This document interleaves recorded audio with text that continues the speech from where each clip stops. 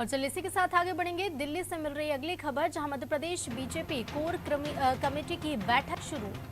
राष्ट्रीय अध्यक्ष जेपी नड्डा बैठक ले रहे हैं।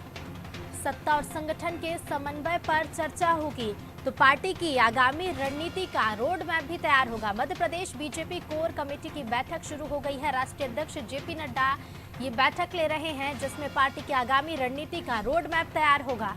बैठक में सीएम शिवराज सिंह चौहान मौजूद है। राष्ट्रीय सह संगठन मंत्री और प्रदेश अध्यक्ष भी मौजूद है। इस बैठक में मुरलीधर राव और कैलाश विजयवर्गीय भी शामिल हुए हैं। Madhya Pradesh BJP core committee की बैठक शुरू हो चुकी है। राष्ट्रीय अध्यक्ष जेपी नड्डा ये बैठक ले रहे हैं।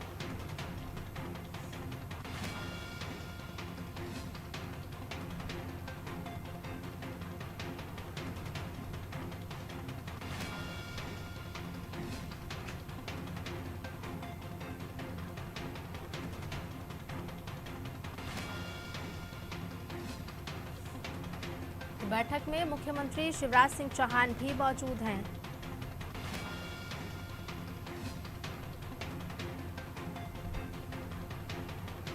तो Madhya Pradesh BJP core committee की बैठक शुरू हो गई है और ज्यादा जानकारी के लिए हमारे पॉलिटिकल एडिटर मनोज वर्मा जी जुड़ गए हैं। मनोज जी, आगामी साल में मध्य प्रदेश में विधानसभा चुनाव होने वाले हैं 2023 में, जिसमें बीजेपी कोई भी कसर नहीं छोड़ने चाहती है और Madhya Pradesh BJP core committee की बैठक दिल्ली में आयोजित की गई है, जो कि शुरू भी हो चुकी है।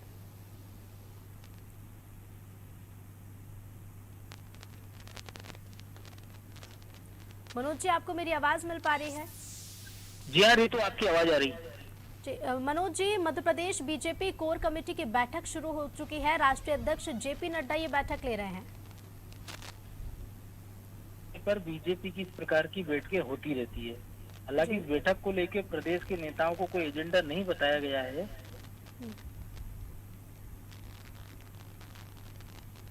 जी मनोज जी, आपको आवाज मिल पा रही है?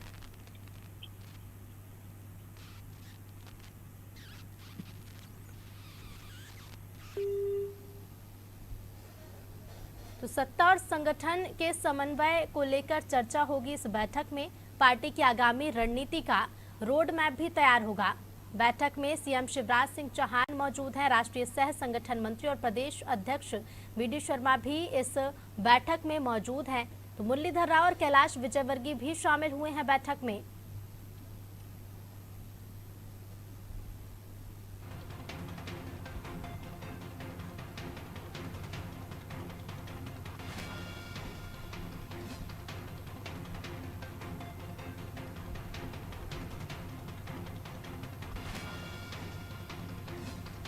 तो राष्ट्रीय अध्यक्ष जेपी नड्डा ये बैठक ले रहे हैं।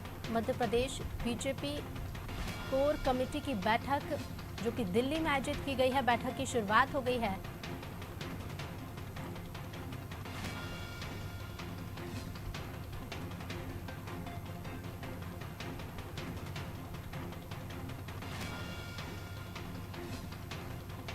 पार्टी की आगामी रणनीति का रोड मैप तैयार होगा। कई चर्चाएं होंगी इस बैठक में।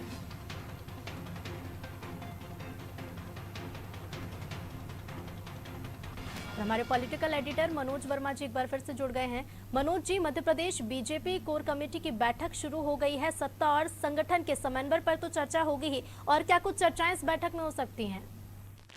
देखिए, इस बैठक का कोई एजेंडा सेट नहीं है रितु, लेकिन पिछले दिनों जब अमित शाह मध्य प्रदेश के दौरे पर आए थे भोपाल, 2 घंटे उन्होंने बीजेपी ऑफिस में गुजारे थे। इसके बाद उन्होंने नेताओं को नसीहत दी थी, कार्यकर्ताओं को नसीहत दी थी और ये कहा था कि अगले चुनाव की रणनीति के लिए अभी से जुट जाएं।